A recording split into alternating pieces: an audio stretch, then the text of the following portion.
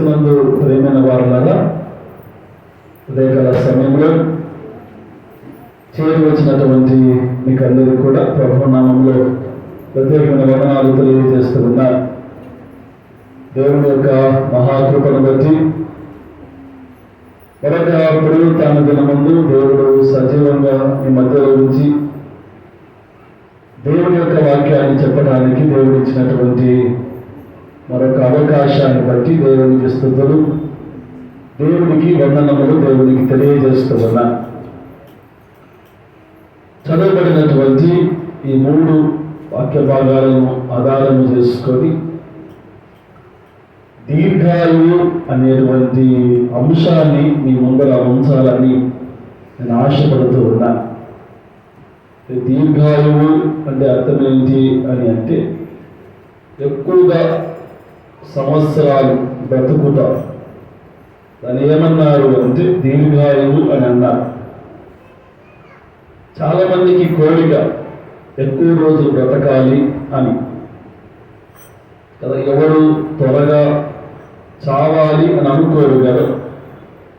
90 ఏళ్ళు బ్రతికిన వాళ్ళు కూడా ఇంకొక రోజు బ్రతికితే చాలు అనేవారు చాలా మంది ఉన్నారు. మరి ఈ దీర్ఘాయువు అంటే ఆయుష్ ఎవరిస్తారు? ఇది మనుషులు ఇచ్చేది కాదు. దీర్ఘాయువు ఇచ్చేది ఎవరు అంటే దేవుడు ఇస్తారు. మొట్టమొదటిగా మనము దేవుని యొక్క వాక్యంలో మనం చూస్తే 969 సంవత్సరాలు మెతూషేలా అనేటువంటి ఒక వ్యక్తి బతికాడు. అంటే అంతకంటే ఎవరు ఇంకా ఎక్కువగా బ్రతకలేదు. 969 వయస్సు నుండి రాను రాను ఎంతనికి తగ్గిపోయింది వయస్సు అని అంటే 70, 80, మహా అంటే 90 సంవత్సరాల కంటే ఏ మానవుడు ఎక్కువ కాలం బ్రతక లేకపోతా ఉన్నాడు.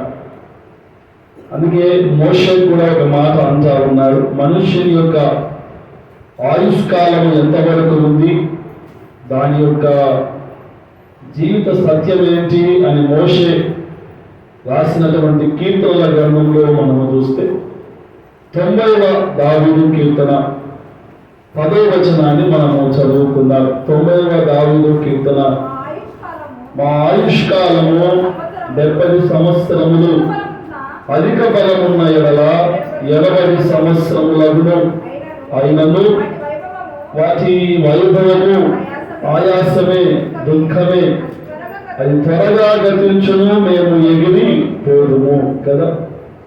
మోషే చెబుతున్నటువంటి మాట ఏంటి అంటే, అయ్యా మా ఆయుష్కాలము 70 సంవత్సరములే. ఒకవేళ ఎక్కువగా బ్రతకాలంటే 80 సంవత్సరాలు. ఆ 80 సంవత్సరాలు కూడా ఎలాగ బ్రతకాలా? ఆయాసము చేత కదా, భారము చేత బ్రతుకుతా ఉంటారు చాలా మంది. అంటే బ్రతకాలా, చావాలా, చస్తే బాగుంటుంది అనేటువంటి బ్రతుకు చాలా మంది బ్రతుకుతా ఉంటారు. మనం తీసుకునేటువంటి పింఛను 4000 అయితే మనం వేసుకునేటువంటి టాబ్లెట్ల ఖర్చు దాదాపుగా 5-6 వేలు అవుతా ఉంది. నెలకు 2000 ఏం చేస్తూ ఉన్నారు? అప్పులు చేస్తూ ఉన్నారు. దేని కొరకు అంటే మందులు వేసుకుంటే ఆరోగ్యం వస్తుంది, మందులు వేసుకుంటే ఆరోగ్యం బాగుపడుతుంది, మందులు మింగితే మా ఆరోగ్యం కుదుటపడుతుంది అనేది ఈ డబ్బంతా చాలా మంది ఏం చేస్తూ ఉన్నారు అంటే మందులకు కేటాయిస్తూ ఉన్నారు. అంటే మందులు వేసుకోవడం తప్పు అని నేను చెప్పడం, మందుల కంటే మనం దేవునికి ప్రాముఖ్యత మనము ఇవ్వాలా. డాక్టర్ల కంటే మనము దేవునికి ప్రాముఖ్యత ఇవ్వాలా కదా. దేవుని దయ మన మీద ఉన్నప్పుడు తప్పకుండా దీర్ఘాయువు మన మీదికి వస్తుంది.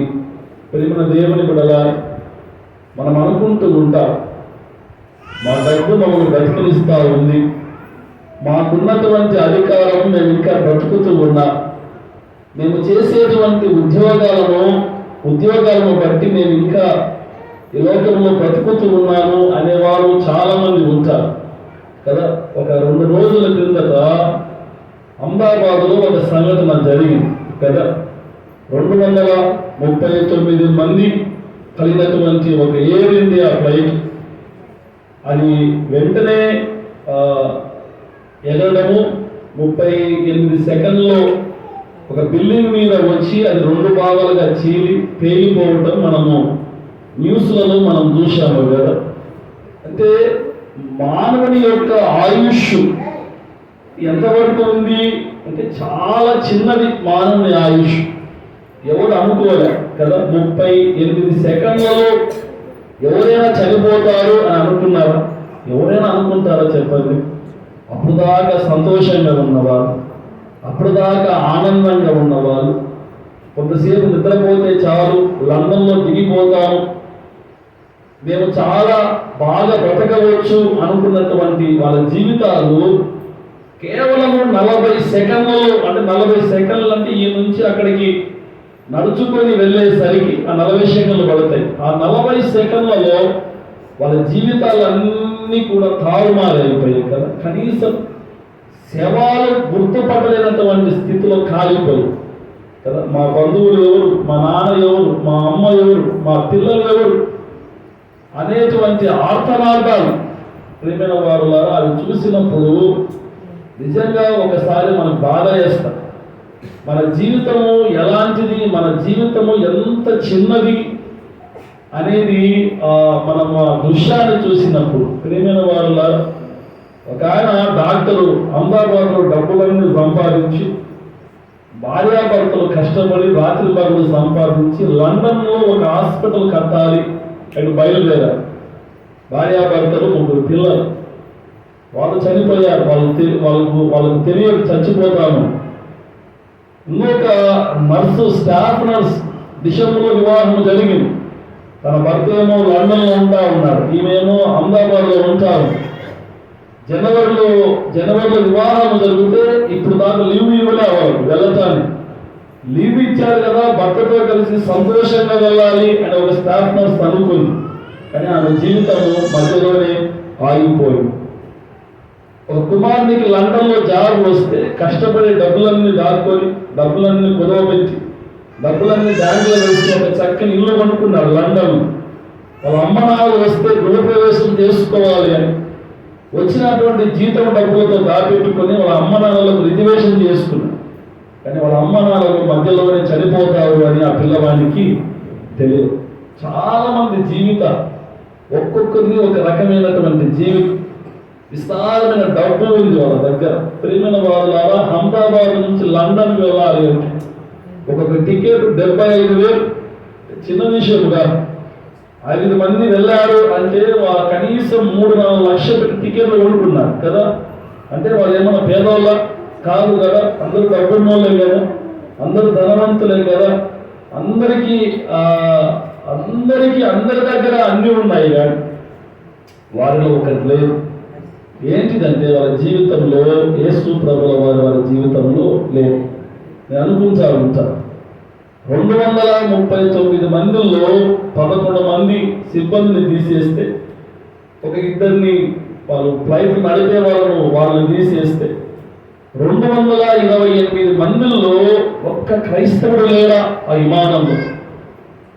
ఒక 40 సెకండ్లలో ఒక క్రైస్తవుడు కనీసం దేవునికి ప్రార్థన చేసేటువంటి ఒక క్రైస్తవుడు ఆ విమానంలో లేరు.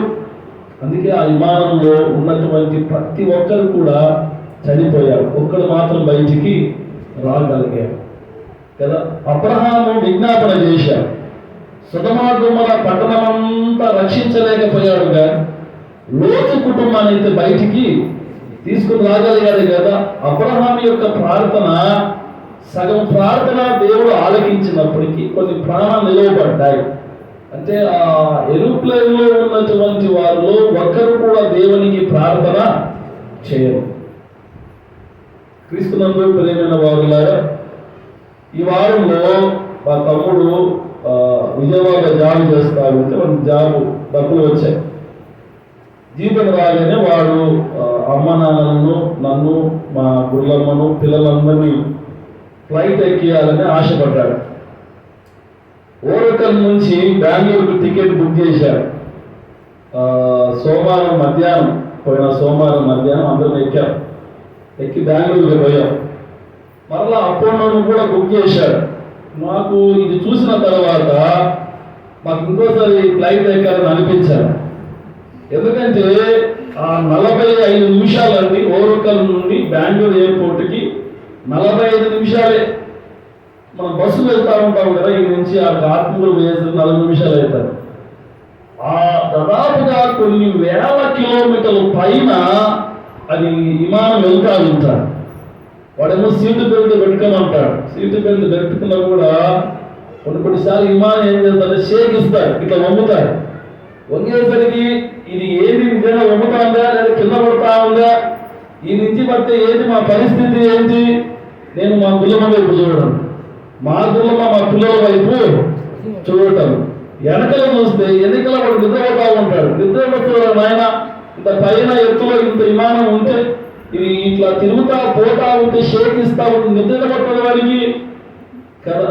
నిజంగా అనుకున్నా ఇంకొకసారి దేవుడు బెంగళూరులో సేఫ్గా చేస్తే ఇంకోసారి పైకి ఎదురుపోవడంగా ఏదో కింద బస్సులో కానీ ట్రైన్లో కానీ టైం వేస్ట్ అయినా పర్వాలే, కొన్ని గంటలు ప్రయాణమైనా పర్వాలే, మనకు ఆ టెన్షన్ మనం భరించలేము అనుకోని ఆ 40 నిమిషాలు కన్ను మూసుకొని ప్రార్థన చేసుకుంటూనే ఉన్నా. ప్రభువా దిగుతే చాలు ఆయన, ఇంకోసారి ఎదుగుతారు ఎక్కడ యాజమానం వద్దు అని ప్రార్థన చేసుకుంటూనే దిగా. మా గురులమ్మ టెన్షన్ పడి ప్రశాంతంగా ఉంది. ఏం గురులమ్మ టెన్షన్ లేదా అంటే, దిగుతే బ్యాగ్లలో దిగుతా, లేకపోతే యేసు ప్రభు దగ్గర దిగుతామంట. ఈ యేసు ప్రభు దిగితే దిగుతాం, ముందు పిల్లల సంగతి ఏంటి, మన సంగతి ఏంటి? పైన పాపం మేమందరం అంటే 40 నిమిషాలు మేము ఒక ఫ్లైట్లో ఉండలేకపోయాం. కానీ కొంతమంది కొన్ని గంటలు కదా, 24 గంటలు అమెరికాకు వెళ్ళాలి అంటే 24 గంటలు ప్రయాణం చేస్తారు. అంతసేపు వాళ్ళు ఎలాగ చేయగలుగుతారు? ఏంటి పరిస్థితి అంటే కేవలము దేవుని యొక్క కాపుదల వారి మీద ఉన్నాం. అంటే మన మీద కూడా ఉందనుకోండి. మనం ఫస్ట్ టైం ఎక్కాము కాబట్టి కొంత భయం మనకు ఉంటారు. ఇప్పుడు మన దేవుని కూడా వెళ్ళారు. ఈ దీర్ఘాయువు అనేది మనకు ఎలాగ వస్తుంది, ఆయుష్ మనకు ఎలాగ వస్తుంది అంటే దేవుని ద్వారా మనం ఆయుష్ను పొందుకుంటాం. దేవుని ద్వారా మనము చక్కని ఆరోగ్యాన్ని పొందుకుంటాం. ప్రియమైన దేవుని బిడ్డలారా, ఈరోజు టౌన్లలో మనం చూస్తే, సిటీలలో చాలా చూస్తే ఈ జిమ్ములు అనేవి ఎక్కువైపోయాయి కదా. శరీరానికి అయితే ఒక 2000 నెలకు 2000 కడితే రోజు 1 గంట వెళ్ళాలి, మార్నింగ్ వెళ్ళాలా ఈవినింగ్ వెళ్ళాలి. 6 ప్యాక్స్ 12 ప్యాక్స్ కావాలి అంటే 20,000 30,000 కట్టాలి. వాడు ఏ ఫుడ్ తినమంటే ఆ ఫుడ్ తినాలి కదా. కొన్ని నెలలు కష్టపడాలి. ఈ 6 ప్యాక్స్, ఈ జిమ్ములు ఇవన్నీ ఎందుకు వచ్చాయి మానవుని యొక్క జీవితంలో అంటే, మానవుడు జీవించేటువంటి కాలంలో ఇంకా కొంతకాలము బ్రతకాల కదా. అంటే తినేటువంటి ఫుడ్ ఈరోజు మారిపోయింది. టైంకి చూడాలంటే కొద్దిగా ఎక్కువసేపు చెప్తారు. ఈరోజు ఏమనుకోవద్దు, తప్పుగా అనుకోవద్దు. టైంకి చూడకుండా కొద్దిగా వాక్యం వింటారు అన్నమాట. అంటే ఈరోజు మానవుడి యొక్క అలవాట్లు మారిపోయాయి కదండి. ఒకప్పుడు ఉన్నటువంటి ఫుడ్ ఇప్పుడు లేదు. ఒకప్పుడు తిన్నటువంటి ఫుడ్ వాళ్ళు తక్కువ తిన్నా ఎక్కువ పని చేసేవాళ్ళు. ఈరోజు మనము ఎక్కువ తింటా ఉన్నాం, తక్కువ.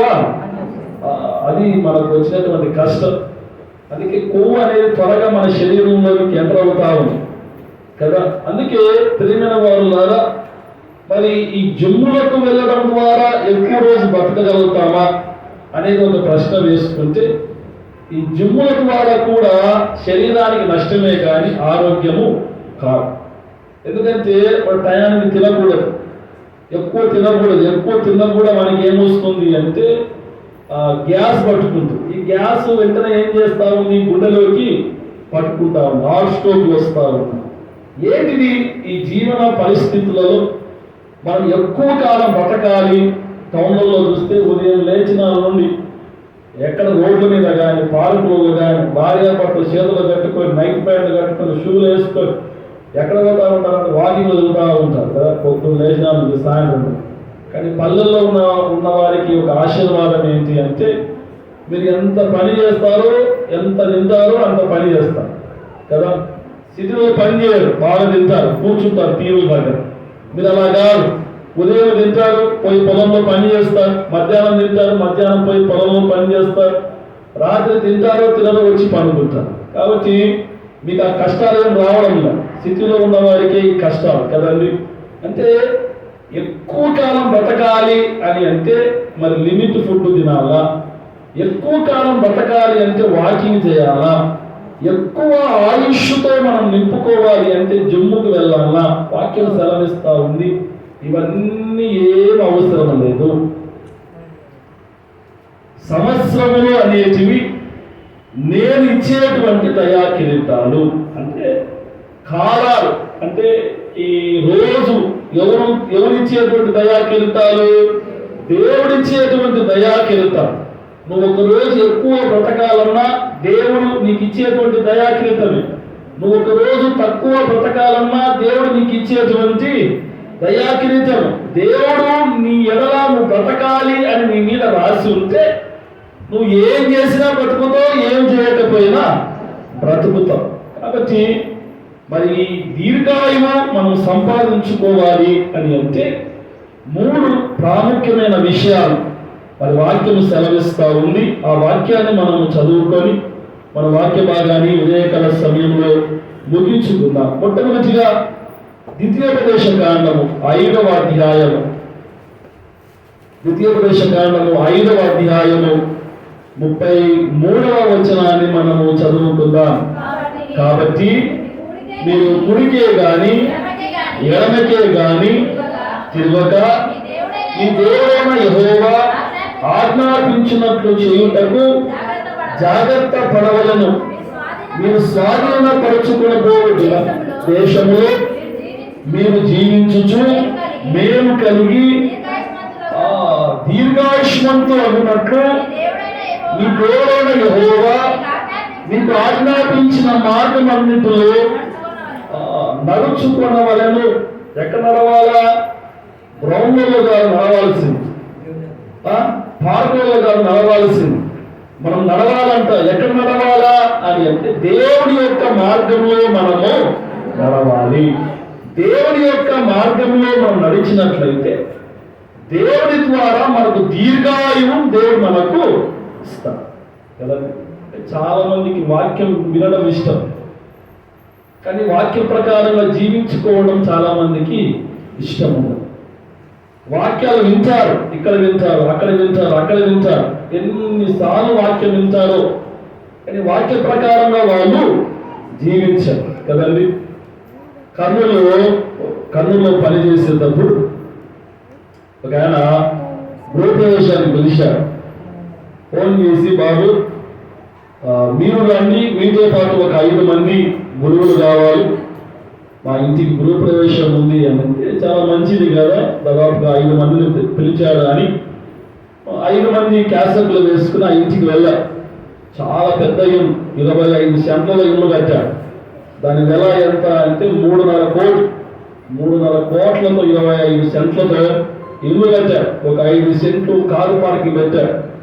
లోపల చూస్తే ఒక పెద్ద ఇల్లు లాంటిది హాల్, కింద 2 బెడ్రూమ్లు, open kitchen room, dining room, ప్రేమైన వాళ్ళ మళ్ళీ పైన 2 బెడ్రూమ్లు, మంచి మంచి అర్థాలతో ఇల్లు కట్టుకున్నాడు. ఆ ఇంట్లోకి వెళ్ళిన అడుగు నుంచి ఎక్కడ చూసినా దేవుని పటాలే, దేవుని యొక్క వాగ్దానాలే, గోడలకు చూసినా దేవుని వాగ్దానాలే, కిటికీలు చూసినా దేవుని వాగ్దానాలే, సెల్ఫ్లలో చూసిన దేవుని వాగ్దానాలు, టీవీ పైన చూసిన దేవుని వాగ్దానాలు, ఫ్రిడ్జ్ పైన చూసిన దేవుని వాగ్దానాలు. విచిత్రం ఏంటి అంటే కిచెన్ రూమ్ లో కూడా 12 వాగ్దానాలతో కిచెన్ అంతా నింపారు. అందరం కూర్చున్నాం. అందరం కూర్చొని వాళ్ళు రావాలి, సారు మేడం ఇద్దరు రావాలి. వాళ్ళు వస్తూ బైబిల్ తీసుకుంటూ వచ్చారు. మా పక్కన పెద్ద బాబు ఉంటే, సార్ మీరు బైబిల్ తెచ్చుకోలేదు, ఇంట్లోకి పోయి బైబిల్ తెచ్చుకోపోండి అంటే, నా రూమ్లో బైబిల్ లేదు, నా భార్య రూమ్లో ఉంది అని. మేడం మీ రూమ్ డోర్ లాక్ నెంబర్ చెప్పాలా అని అన్నాడు. నాకు కొంతసేపు అర్థం కాలే, అదేంటిది ఈయనకు ఒక రూమ్ ఉందంట, ఈయన భార్యకు కూడా ఇంకొక రూము ఉందంట. ప్రతి రూముకు ఒక తలుపు ఉంది. ఆ తలుపుకి ఏం చేస్తున్నారు వీళ్ళు? లాక్ పెట్టేస్తున్నారు. అంటే భర్త రూములోనికి రావాలి అంటే భార్యకి ఏం కావాలా? పర్మిషన్ కావాలి. భార్య రూములోనికి పోవాలంటే భర్తకి ఏం కావాలా? పర్మిషన్ కావాలి. ఇది విన్నప్పుడు మేము నవ్వుకున్నాం, నాయన మీ జీవితాల కంటే మా జీవితాలే చాలా సేఫ్. భార్య భర్తలు కొట్టుకున్నా, కొట్టుకున్నా, అరుచుకున్నా, రాత్రి అన్నం తిని అందరం కలిసి ఒకే మనసు మీద పడుకుంటాం. నువ్వేంటో నాయన 3-4 కోట్లు ఇల్లు తెచ్చుకోండి, నీ భార్య నీ గదిలోకి రావాలంటే పర్మిషన్ కావాలన్నా. ప్రేమైన వారి ద్వారా ఇల్లంతా వాక్యాలు ఉన్నాయి కానీ వాళ్ళ హృదయాలలో దేవుని యొక్క మాటలు లేవు. ఇల్లంతా మాటలు ఉన్నాయి కానీ ఉండాల్సినటువంటి చోట్ల మాటలు లేవు. దేవుని యొక్క మాటల ప్రకారం నడుచుకోవడం అంటే నువ్వు ఇల్లంతా వాగ్దానాలు కట్టుకోవడంగా నీ హృదయంలో దేవుని యొక్క మాటలతో నింపుకోవాలి. దేవుని యొక్క మాటలు నీ హృదయంలో నింపుకుంటే ఇళ్ళల్లో వాక్యము లేకపోయినా నీ హృదయంలో వాక్యం ఉంటే ఆ వాక్యాన్ని బట్టి దేవుడు నిన్ను, నీ కుటుంబాన్ని దేవుడు దీవించును గాక. ఆమేన్. కదా, వాక్యము కావాల్సింది గోడలకు కదండి. ఎక్కడ కావాలా వాక్యము? హృదయానికి కావాలి. అది గుర్తు పెట్టుకోవాలి. దేవుని బిడ్డలారా, దేవుని యొక్క వాక్యానుసారముగా ఎవరైతే నడుచుకుంటారో దేవుడు వారికి చక్కని దీర్ఘాయువు చేత వారిని నింపుతాడు అనేటువంటి విషయాన్ని మరి దేవుడు జ్ఞాపకం చేస్తూ ఉన్నాడు. కాబట్టి అది మొట్టమొదటిగా నువ్వు నేను జ్ఞాపకం చేసుకోవాలి. రెండవదిగా ఈ దీర్ఘాయువు మనం సంపాదించుకోవాలి అని అంటే మనం చేయవలసినటువంటి రెండో పని ఏంటి చూడండి. 91వ దావీదు కీర్తన, 91వ దావీదు కీర్తన 15వ వచనాన్ని మనము చదువుకుందాం. అతడు నాకు మొరపెట్టగా చాలు. అతడు నాకు మొరపెట్టగా అంటే అర్థం ఏంటమ్మా చెప్పాలి. మొరపెట్టగా అంటే అర్థం ఏంటి? ప్రార్థన చేసినప్పుడు. అంటే నువ్వు దేవునికి ప్రార్థన చేస్తే ఏమి జరుగుతుంది? ఒకటి, నువ్వు దేవునికి ప్రార్థన చేస్తే దేవుడు నీకు ఉత్తరం ఇస్తాడు. రెండవది, శ్రమలో నేను అతనికి తోడే ఉంటాను. మూడవది, అతన్ని విడిపించి నేను గొప్ప చేస్తాను. నాలుగవది ఏంటి అంటే దీర్ఘాయువు చేత నేను అతన్ని తృప్తిపరుస్తాను. ఐదవది ఏంటి అంటే నా రక్షణ అతనికి చూపిస్తాను. చూడండి, అంటే దేవుడు మనకు ఉత్తరం ఇవ్వాలన్నా, దేవుడు మనల్ని విడిపించాలన్నా, దేవుడు మనకు శ్రమల్లో తోడుగా ఉండాలన్నా, దీర్ఘాయువు చేత మనము తృప్తిపరచాలన్నా, రక్షణను దేవుడు మనం చూడాలన్నా మనం చేయవలసినటువంటి ఒకే ఒక పని ఏంటి అని అంటే దేవునికి ప్రార్థన చేయుట కదా. ఇది పెద్ద పనే. ఏమా పెద్ద పనే. నువ్వు 2 కిలోమీటర్లు 3 కిలోమీటర్లు నడవలసిన అవసరము లేదు. నువ్వు నాకు ప్రార్థన చేయి, నేను నీకు దీర్ఘాయువు ఇస్తాను అని అంటా ఉన్నాడు దేవుడు. నువ్వేమో దేవుడికి ప్రార్థన చేయడం మర్చిపోయి నువ్వు వాకింగ్ చేస్తా ఉన్నావు. వాకింగ్ చేయడం కంటే నువ్వు దేవుడికి ప్రార్థన చేయుట మిన్న కదండి కదా. ప్రార్థన చాలా మంది చేస్తారు. చాలా మంది ప్రార్థన ఎలాగ చేస్తారంటే, ప్రభువా నా భర్తకు మంచి ఆరోగ్యం దయచి, నా భర్తను దీవించు, నా భార్యను దీవించు, నా పిల్లలను దీవించు, మాకు బంగారం కావాలా, డబ్బు కావాలా, ఇల్లు కావాలా. ఇదే మన ప్రార్థన కదండి. మన ప్రార్థన ఎప్పుడైనా నాకు ఆయుష్ కావాలా అని ప్రార్థన చేశారా ఎవరైనా? ప్రభువా నాకు మంచి ఆయుష్ కావాలి అని ఎంతమంది దేవునికి ప్రార్థన చేశారు? ఎవరు చేయలేదు. ఒక రాజు చేశారు. ఆ రాజు గారికి ఒక ప్రవక్త వచ్చి, అయ్యా నీకు మరణకరమైన రోగం కలిగింది, నువ్వు చస్తావు, నీ భార్యకు ఏదైనా ఇవ్వాలనుకుంటే ఆస్తి ఇచ్చే, నీ పిల్లలకు ఆస్తి కావాలంటే ఇచ్చే, నువ్వు చస్తావు అనగానే హిజ్కియా అనేటువంటి ఒక రాజు గోడకట్టు తిరుగుకొని దేవునికి ప్రార్థన చేశాడు. చూడండి ప్రియమైన వారులారా, ఆ వాక్యాన్ని మనం చదువుకున్నాం. అతను ఏ ప్రార్థన చేశాడు, దేవుడు ఏ ప్రార్థన అంగీకరించాడో అక్కడ ఒక మాట వ్రాయబడి ఉంది. యెషయా గ్రంథము 38వ అధ్యాయము 5వ వచనాన్ని మనము చదువుకుందాం.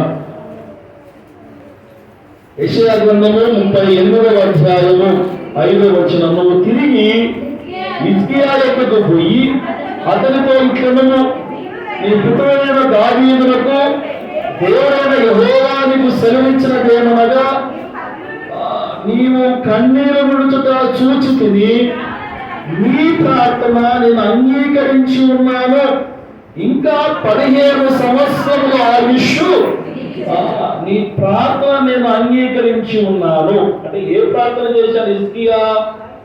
ఏమో ఆరోగ్యం బాగలేదు కదా, హిజ్కియాకు ఆరోగ్యం కొరకు ప్రార్థన చేయాలి కదా. ఆరోగ్యాన్ని పక్కన పెట్టి హిజ్కియా చేసినటువంటి ప్రార్థన ఏంటి అంటే, నాకు ఆరోగ్యం వద్దు, నాకు ఆయుష్ కావాలా. దేవుని నామానికి మహిమ కలుగును గాక. ఆరోగ్యము కంటే ఆయుష్ విన్నా, ఆరోగ్యము కంటే ఆయుష్లో ఆశీర్వాదాలు ఎక్కువగా ఉన్నాయి. హిజ్కియా రాజు ఆరోగ్యం అడిగితే ఆరోగ్యం ఇచ్చేవాడు. మహా అంటే ఒక 3-4 సంవత్సరాలు బ్రతికి చనిపోయేవాడు హిజ్కియా రాజు. కానీ ఆరోగ్యం అడగల. ఏమడిగాడు? ఆయుష్ను అడిగాడు. కాబట్టి 15 సంవత్సరాల ఆయుష్ను దేవుడు హిజ్కియా రాజుకు ఇచ్చాడు. నువ్వు కూడా దేవుడు నిన్ను దీర్ఘాయువు చేత నింపాలి అని నువ్వు ఆశపడితే నువ్వు దేవుడికి ప్రార్థన చేయి. ప్రభువా, నాకు చక్కని ఆయుష్ను నాకు దయచేయి. ఎప్పుడు ఆరోగ్యం కావాలి అని ప్రార్థన చేయక, ఏమి కావాలని ప్రార్థన చేయాలా? ఆయుష్ కోసం మీరు ప్రార్థన చేయాలి. అది రెండవదిగా దేవుని యొక్క మాట సెలవిస్తా ఉంది. మూడవదిగా ప్రియమైన వారులారా, ప్రసంగి గ్రంథము 7వ అధ్యాయము, సామెతల గ్రంథము 10వ అధ్యాయము, సామెతల గ్రంథము 10వ అధ్యాయము,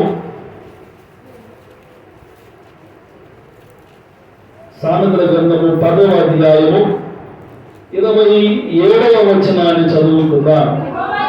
యెహోవా యందు భయభక్తులు కలిగి ఉండుట దీర్ఘాయువులకు కారణము.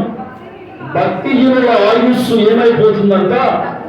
తక్కువైపోతారు కదా. దేవుని యందు ఎవరైతే భయభక్తులుగా ఉంటారో వాళ్ళకు దేవుడు దీర్ఘాయువు ఇస్తారు. భక్తిహీనుల ఆయుష్ ఏమైపోతుందంట? తక్కువైపోతారు. మానవులకు ఈరోజు భక్తి ఎత్తలేదు. రాను రాను దేవుని యందు భయం కూడా మానవులకు ఏమైపోతా ఉంది? తక్కువైపోతారు. అందుకే తాగి చర్చిలోకి వస్తారు, తాగి మందిరంలో కూర్చుంటారు, తాగి ఆరాధనకు వస్తారు, తాగి రొట్టె ద్రాక్షరసం వాళ్ళు తీసుకుంటారు. అయోగ్యంగా తీసుకుంటే వారు శిక్షకు పాత్రలు అవుతారు. దేవుని యొక్క వాక్యం సెలవిస్తా ఉంది. మీకు భక్తి లేకపోయినా పర్వాలా, దేవుని యందు భయం లేని వారుగా మీరు ఉంటే మీరు నష్టపోతారు. మందిరానికి వచ్చేటప్పుడు కూడా బయట సిగరెట్ తాగి, బీడులు తాగి మందిరంలోకి వచ్చి కూర్చుంటారు. దేవుని యొక్క ఆలయంలో కూర్చున్న కూడా మీ జోబులలో ఇంకా సిగరెట్ ప్యాక్, బీడీల ప్యాక్, అగ్గిపేచ మీ జోబులలో ఉంటా ఉంది అంటే మీకు భక్తి ఎలాగలేదు. కనీసం దేవుడంటే భయం కూడా లేకపోతే ఎట్లా? తాగితే చస్తావు అని తల్లి రాశారు కదా. నువ్వు తాగుతా ఉన్నావు అంటే నువ్వు దేనికి వెళ్తా ఉన్నావు? చావటానికి దగ్గర అవుతా ఉన్నావు. భక్తి ఆయుష్ ఏమైపోతా ఉంది? తక్కువైపోతా ఉంది. కారణం ఏంటి అంటే నీలో ఉన్నటువంటి అలవాట్లు నిన్ను నాశనానికి తీసుకొని పోతావు. దేవుడు తీసుకుపోవడం లేదు. నువ్వు అది మానుకుంటే, నువ్వు ఆ దేవుని యందు భయము కలిగి, ఇది దేవుడు నివసించేటువంటి స్థలం, ఇది దేవుడు ఉండేటువంటి స్థలం, ఇది దేవుడు సహవాసం చేసేటువంటి స్థలం, ఇది దేవుడు తన ప్రసన్నతో నింపబడినటువంటి స్థలము అనేటువంటి భయము నీ ఊళ్ళో ఉంటే మందిరానికి వచ్చేటప్పుడు నీ ప్రవర్తన జాగ్రత్తగా చూసుకుని నువ్వు ఆలయంలో అడుగు పెడతావు. ప్రియమైన వారులారా, భక్తి లేదు, కనీసం భయం లేకపోతే ఎట్లా ఆరాధనకు రావచ్చేటప్పుడు? దేవుని యొక్క వాక్యం సెలవిస్తా ఉంది. దేవుని యందు భయభక్తులు కలిగిన వారికి దీర్ఘాయువును దేవుడు అనుగ్రహించును. నీకు దీర్ఘాయువు కావాలి, ఎక్కువ సంవత్సరాలు బ్రతకాలి అని అంటే నీలో ఉన్నటువంటి చెడ్డ అలవాట్లను బయటికి తీసివేసి దేవుని దగ్గర భయముతో భక్తితో ఉన్నట్లయితే దేవుని యొక్క ఆయుష్తో నిన్ను నీ కుటుంబాన్ని దేవుడు నింపాలని దేవుడు ఆశపడుతూ ఉన్నారు. ఉదయకాల సమయంలో మరి దీర్ఘాయువు చేత మీరందరూ నింపబడాలి అని నేను ప్రభుపేట మనవి చేస్తూ, దేవుని యొక్క వాక్యానుసారంగా నడుస్తూ, దేవునికి ప్రార్థన చేస్తూ, దేవుని యందు భయభక్తులతో ఉండి మరి దేవుని ద్వారా దీర్ఘాయువుతో మీరందరూ నింపబడాలని ప్రభుపేట నన్ను మనవి చేస్తూ, అటువంటి కృప పరిశుద్ధాత్మ దేవుడు మనకు, మన కుటుంబాలకు, మన సంఘానికి అనుగ్రహించును గాక. ఆమేన్.